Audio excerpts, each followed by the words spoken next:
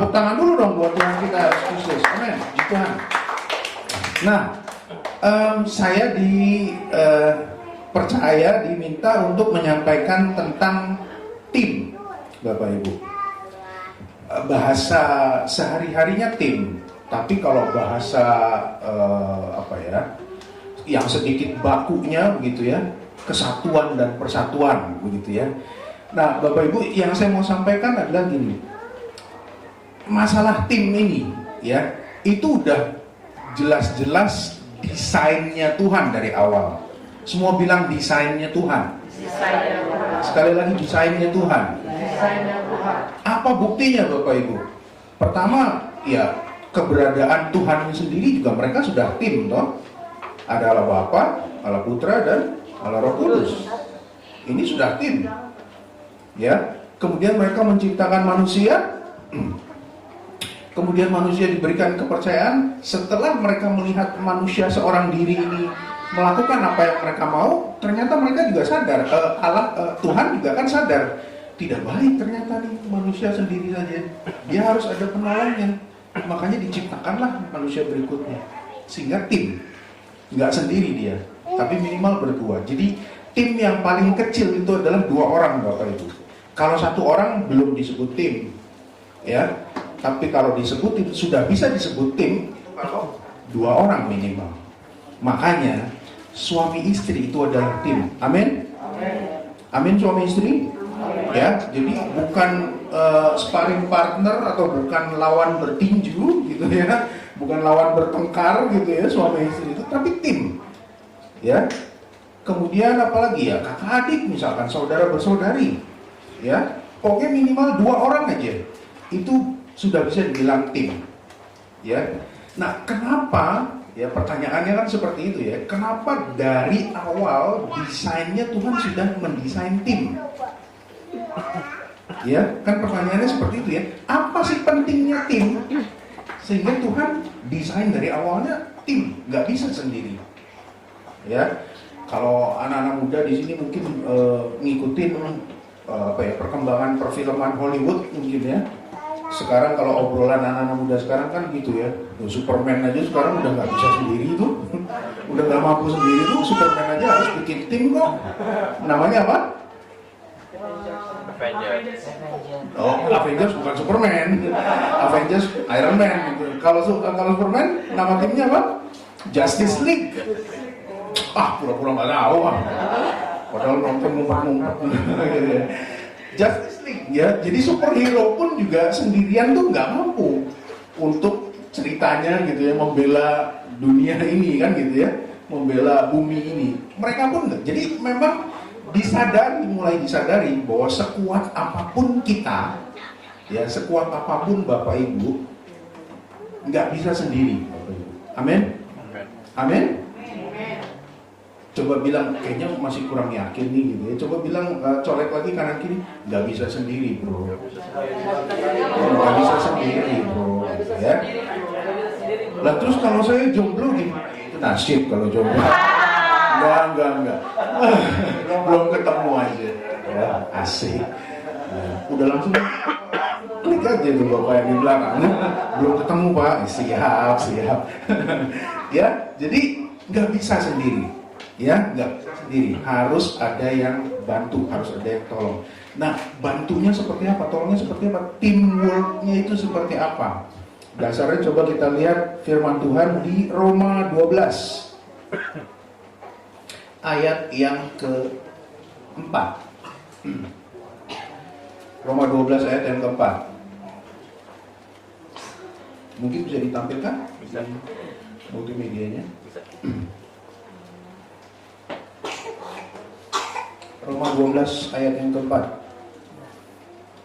Kita akan baca sampai dengan ayat yang ke-8. Ya, kita akan baca sampai dengan ayat yang ke-8. Saya boleh minta tolong kita bergantian ya. Yang ayat genap itu pria, yang ayat ganjilnya wanita. Ya. Roma 12 ayat 4 sampai 8, yang genap pria, yang ganjil wanita. Siap ya? Siap? Haleluya. Haleluya. Puji Tuhan. 1, 2, 3. Sebab sama seperti pada satu tubuh, kita mempunyai banyak anggota, tetapi tidak semua anggota itu mempunyai tugas yang sama. Demikian juga kita, walaupun banyak, adalah satu tubuh di dalam Kristus. Tetapi kita masing-masing adalah anggota yang seorang terhadap yang lain. Demikianlah kita mempunyai karunia yang berlain-lainan menurut kasih karunia yang dianugerahkan kepada kita. Jika karunia itu adalah untuk bernubuat, baiklah kita melakukannya sesuai dengan iman kita. Jika karunia untuk melayani, baiklah kita melayani. Jika karunia untuk mengajar, baiklah kita mengajar.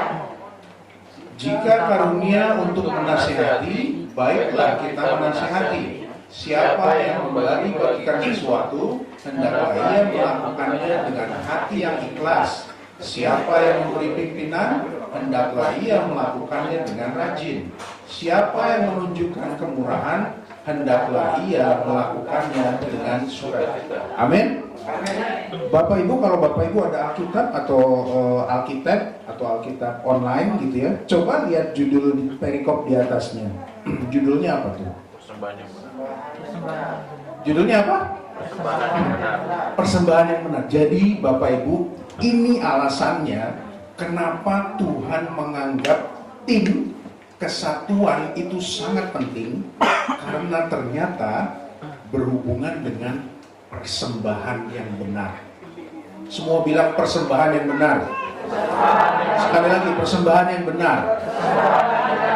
Jadi ternyata Bapak Ibu, kalau Bapak Ibu baca ayat yang pertama, saya bacakan ya.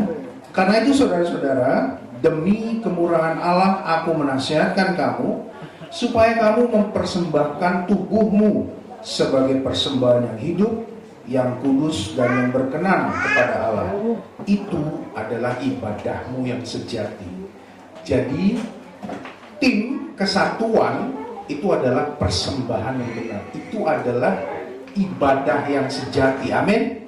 Jadi kalau kita berkomunitas, kalau kita bersatu, ya, sesuai dengan kebenaran firman Tuhan, itu artinya kita sedang mempersembahkan persembahan yang benar kepada Tuhan. Amin. Amin. Itu artinya kita sedang beribadah yang sejati kepada Tuhan. Jadi artinya dengan kata lain, kalau di dalam komunitas ada perpecahan, tidak ada kesatuan dan persatuan, artinya kita tidak sedang mempersembahkan persembahan yang benar kepada Tuhan. Haleluya. Artinya ibadah kita belum jadi ibadah yang sejati kepada Tuhan. Coba renungkan dulu ya Bapak Ibu ya. Coba ditelan pelan-pelan dan dikunyah pelan-pelan kebenaran firman Tuhan ini. Jadi ternyata yang dimaksud Tuhan dengan persembahan bukanlah materi Bapak Ibu. Sama sekali Tuhan nggak singgung tentang materi sedikit pun. Kan kita sering banget ya menggunakan istilah persembahan kalau misalnya udah kolekte gitu kan, udah waktunya kolekte, ayo kita siapkan persembahan. Sehingga kepala kita, otak kita sudah disetting sedemikian rupa begitu kata persembahan, artinya kalau udah dengar kata persembahan artinya duit, uang, materi. Padahal yang dimaksud kebenaran firman Tuhan yang disebut persembahan adalah tim, kesatuan dan persatuan. Ibadah yang sejati itu adalah tubuh, satu tubuh. Amin.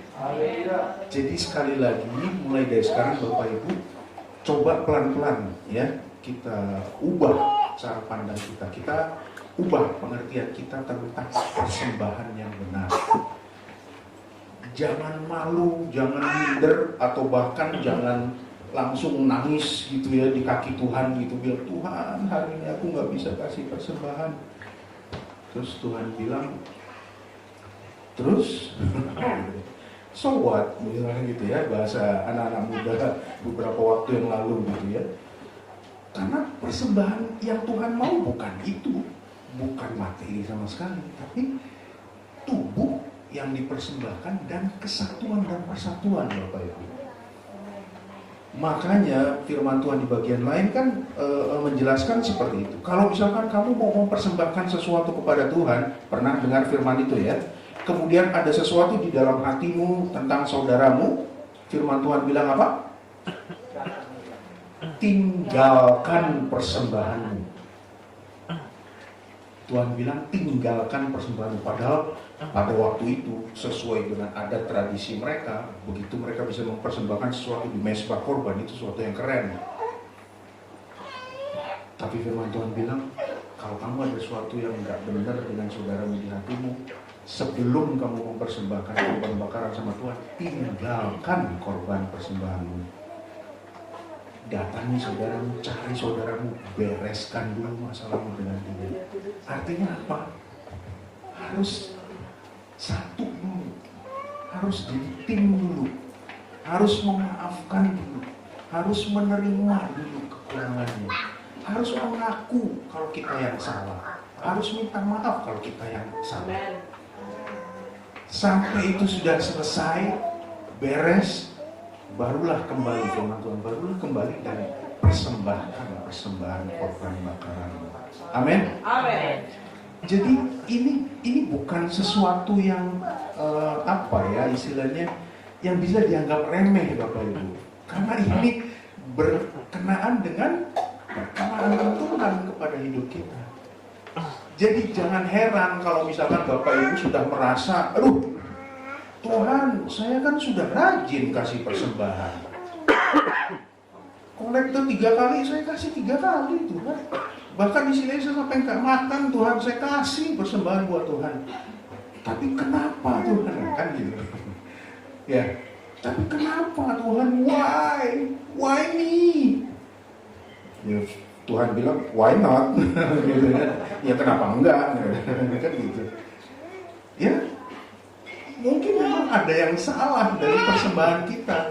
Sementara kita kasih persembahan, mungkin kita menyakiti orang lain dengan perkataan kita, dengan perlakuan kita.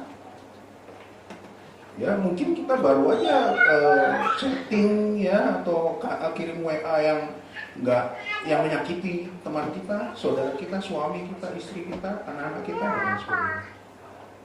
Kemudian kita kasih persembahan dan kita berpikir itu kita sudah memberikan persembahan.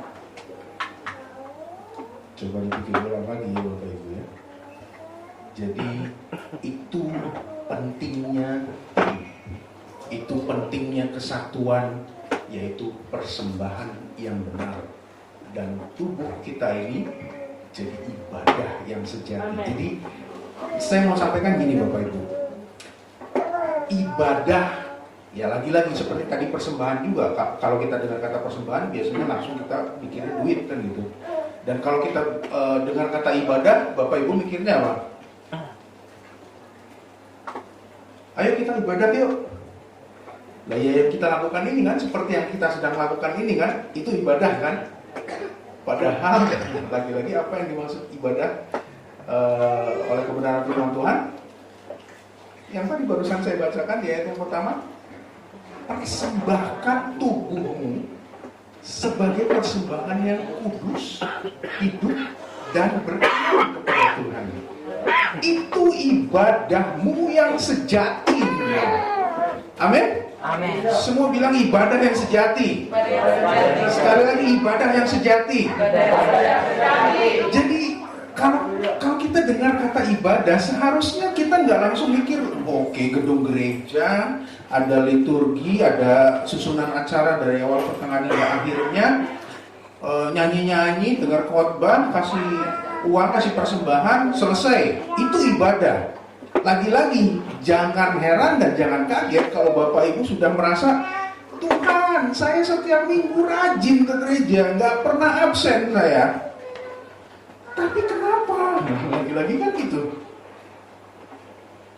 Ya, lagi-lagi sore ini kita diingatkan bahwa yang dimaksud Tuhan dan yang dimaui Tuhan, ibadah yang sejati adalah mempersembahkan tubuh. Saya kan gemuk, Pak. Terus saya kan kurus. terus Pak, terus saya kan nggak cantik Pak, saya kan nggak ganteng, terus emang itu yang dimaksud mempersembahkan tubuh? No, yang dimaksud tubuh tadi dari ujung rambut sampai ujung kaki kan? Tadi coba ditampilkan lagi mulai dari ayat 4. Satu tubuh, kita satu tubuh. Amin, kita satu tubuh. Kita satu tubuh oleh karena Tuhan kan yang menyatukan kita. Begitu kita percaya bahwa Yesus adalah Tuhan dan Juru Selamat, kemudian ada orang lain juga yang percaya bahwa Yesus adalah Tuhan dan Juru Selamat, itu udah jadi satu tubuh. Nah, cuma kan firman Tuhan bilang gini, sebab sama seperti pada satu tubuh, kita mempunyai banyak anggota. Lah sekarang ini hitungannya kita ada berapa nih anggota? Ya, tapi kita satu tubuh. Ingat ya, kita satu tubuh. Kemudian, tetapi tidak semua anggota itu juga mempunyai tugas yang sama. Bagus sekali firman Tuhan menjelaskan ini kepada kita. Coba nextnya, ayat berikutnya. Demikian juga kita walaupun banyak adalah satu tubuh dalam Kristus, tapi kita masing-masing adalah anggota yang seorang terhadap yang lain. Coba ya, saya coba menjelaskan sesederhana mungkin supaya kita mudah mengerti. Bapak Ibu perhatikan tubuh masing-masing ya. Perhatikan tubuh masing-masing ya, bukan tubuh sebelahnya, bukan tubuh depan belakang ya. Perhatikan tubuh masing-masing ya. Kemudian saya minta Bapak Ibu, iya, cek. Bapak Ibu coba praktekkan sendiri ya. Coba Bapak Ibu praktekkan.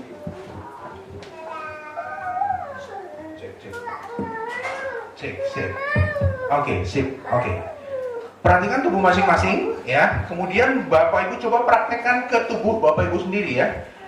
Bapak Ibu coba cubit ya tubuh Bapak Ibu sendiri, terserah mau cubit pipi kah, mau cubit tangan, mau cubit paha, terserah, tapi tubuh sendiri, jangan tubuh orang lain ya. Sudah dipraktekkan? Sudah. Sakit nggak? Sakit ya?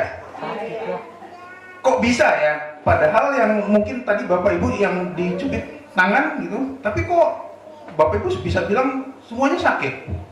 Padahal yang dicubit tadi cuma paha aja gitu misalkan, tapi kok Bapak Ibu bisa bilang semuanya sakit. Betul? Betul ya? Nah, ini yang dimaksudkan firman Tuhan, kita satu tubuh tapi banyak anggota ya, dan masing-masing anggota punya peranannya sendiri-sendiri. Tapi yang paling penting adalah yang dimaksud dengan tim adalah seperti ini Bapak Ibu. Kalau ini kita semua sudah satu tim ya. Amin, kita semua satu tim. Amin. Colek lagi, kayaknya kurang yakin. Kanan kiri depan belakang bilang kita tim. Coba bilang kanan kiri depan belakangnya bilang kita tim. Nah, ada yang ragu-ragu nih, gue lagi marahan nih sama dia, masa tim nih, gitu kan? Ya, kita tim. Yang dimaksud dengan tim adalah begini. Satu sakit, semua sakit. Saya ulang ya, yang dimaksud dengan tim adalah seperti ini. Satu sakit, semua sakit. Satu sedih, semua sedih. Satu happy, semua happy. Satu diberkati, semua diberkati. Itu namanya tim Bapak Ibu. Nah, kalau Bapak Ibu sekarang coba lihat ya, coba lihat kanan kiri depan belakangnya, dilihat aja. Ya dilihat biasa aja sih, nggak usah sampai gitu ya. Ya, coba dilihat. Nah, kalau masih ada ya, misalkan kalau masih ada ternyata satu orang tante ini sangat diberkati, sedangkan ada oma yang masih kurang atau tidak diberkati. Ingat lagi-lagi, ini cara kita berpikir ya. Kalau kita dengar kata berkat, biasanya Bapak Ibu mikirnya apa?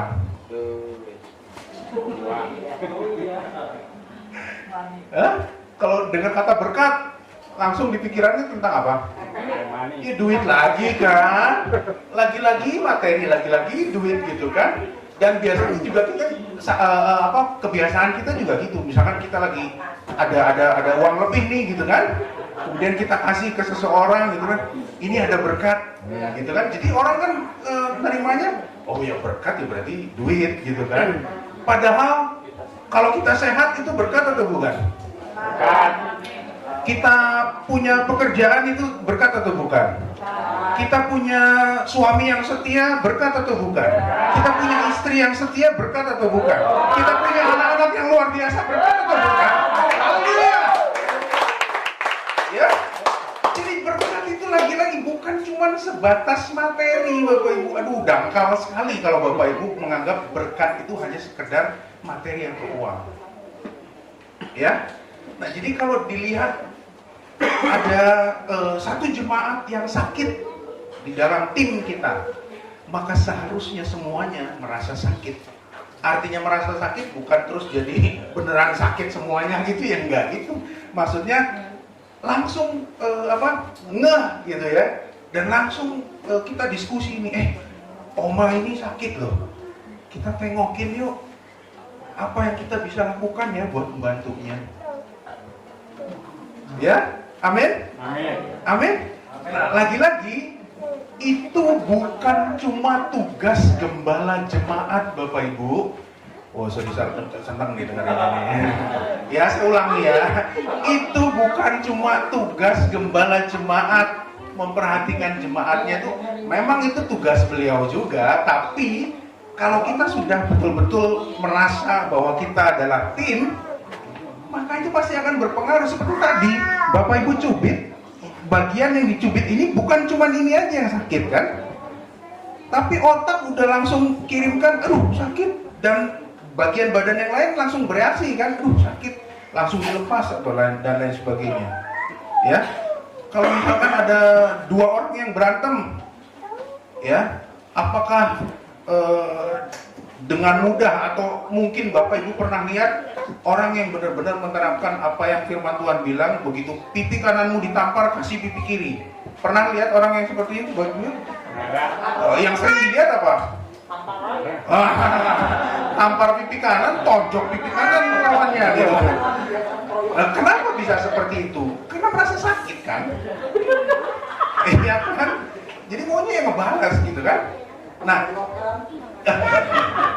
apalagi keroyokan pula gitu ya. Nah, tim itu seperti itu Bapak Ibu. Ya, jadi sekali lagi, satu sakit, semua sakit. Satu happy, semua happy. Ya. Satu dinilai baik, seharusnya semuanya pun dinilai baik.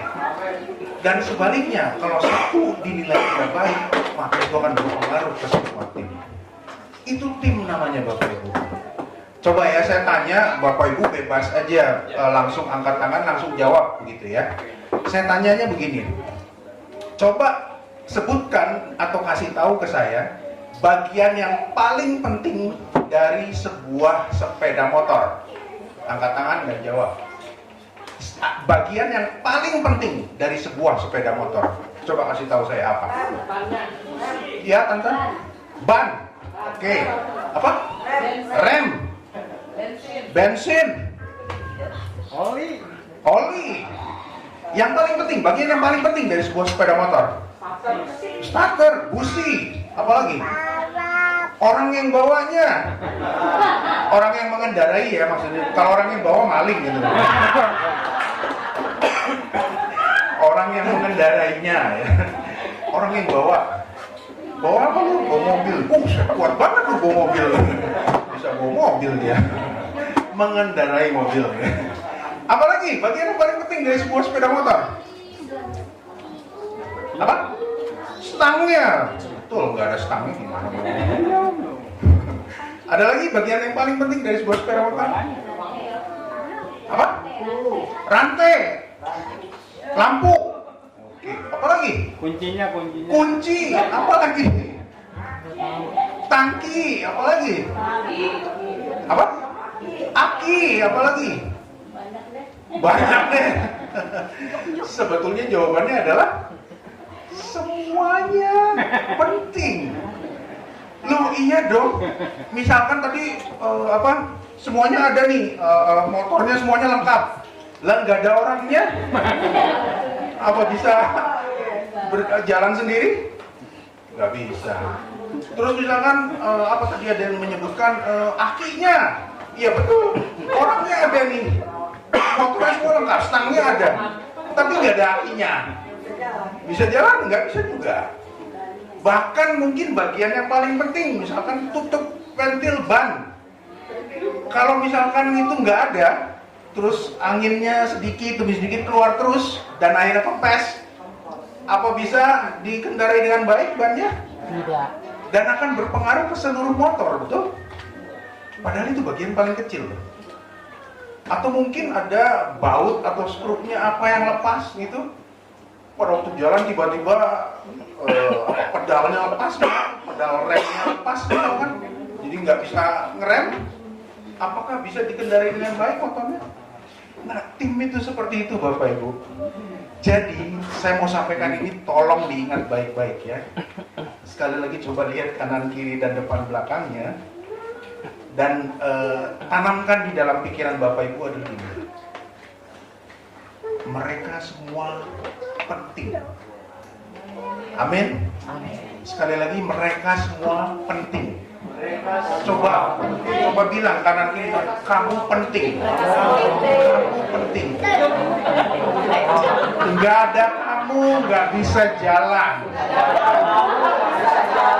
Sekali lagi, kamu penting. Nggak ada kamu nggak bisa jalan.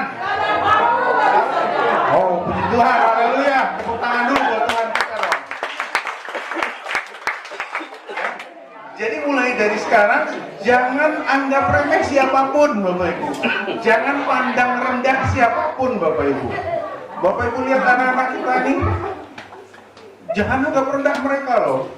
Kalau mereka nggak ada, kita terganggu. Betul? Mereka ada, lebih terganggu bila mereka nggak ada.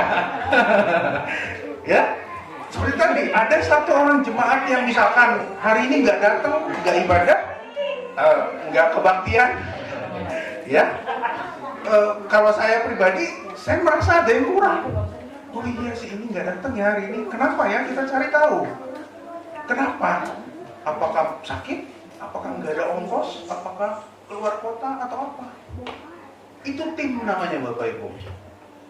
Nah, percayalah kalau kita semua Bapak Ibu Saudara bisa menerapkan esensi dan kebenaran dari tim ini, percayalah kita semua pasti akan bersatu.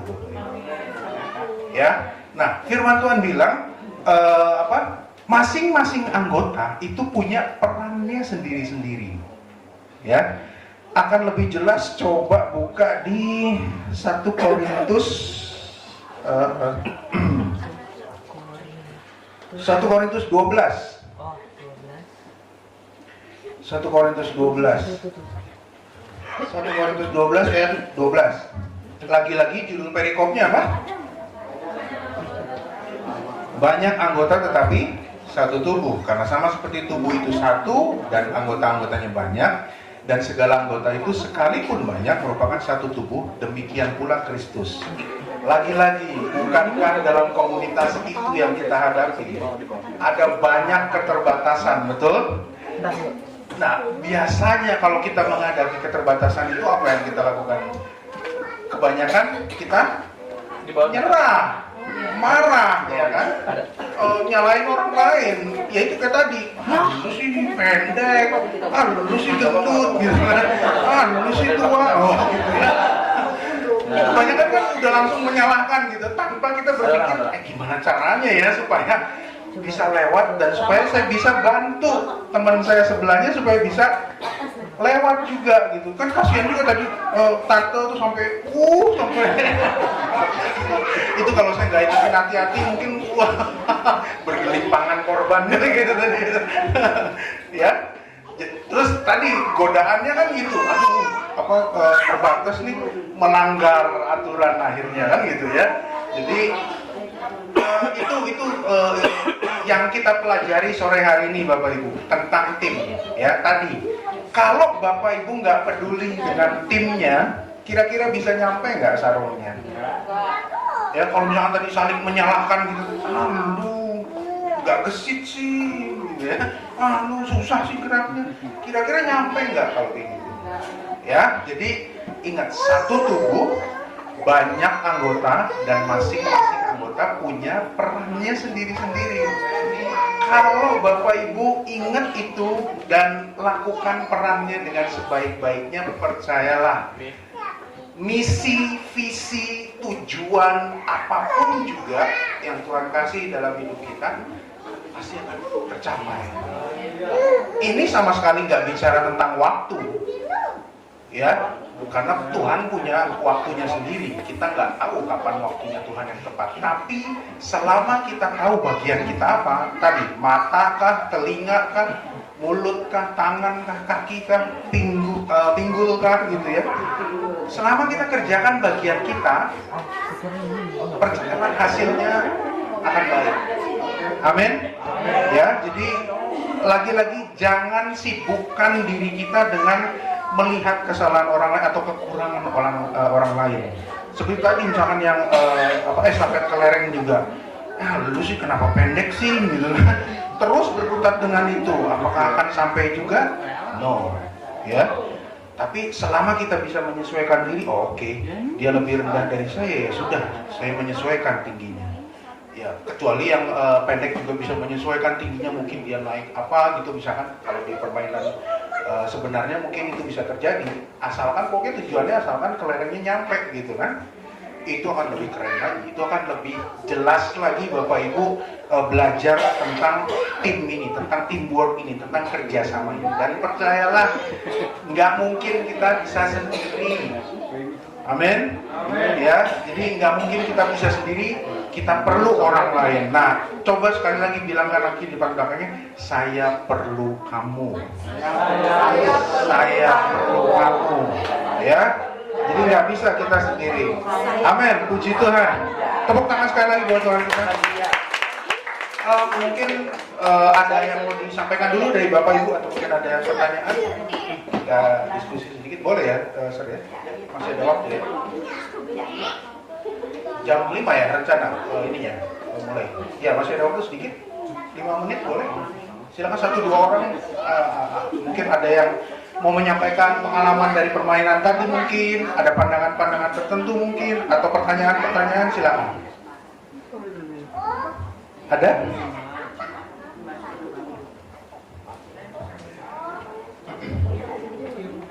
Ada banyak permainan sebetulnya yang bisa mengajarkan kita tentang teamwork. Ya, di outbound akan lebih banyak, ya, macam-macam. Wah, ini makanannya udah siap nih. Aromanya sudah tercium. Ada yang mau disampaikan Bapak Ibu? Jelas ya, mudah diterima ya, semoga saya berdoa mudah dimengerti ya, mudah diterima, dicerna lagi, dan coba kita aplikasikan dalam kehidupan kita ya. Jadi kalau kita punya konsep berpikir seperti itu, cara pandang seperti itu, saya percaya sedikit demi sedikit kita akan lebih bisa berinisiatif ya, baik untuk diri kita sendiri maupun untuk membantu orang lain.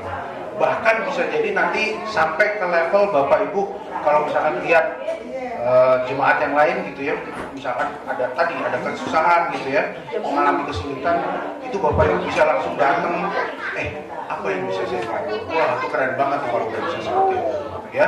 Jadi nggak harus gembalanya terus yang melakukan itu gitu ya, tapi Bapak Ibu sudah bisa langsung inisiatif juga gitu ya. Nggak ada pertanyaan, nggak nyesel? Ya, jadi kalau tidak ada ya saya cukupkan sampai di sini. Sekali lagi saya mengucapkan terima kasih kalau ini kali kedua kita ketemu.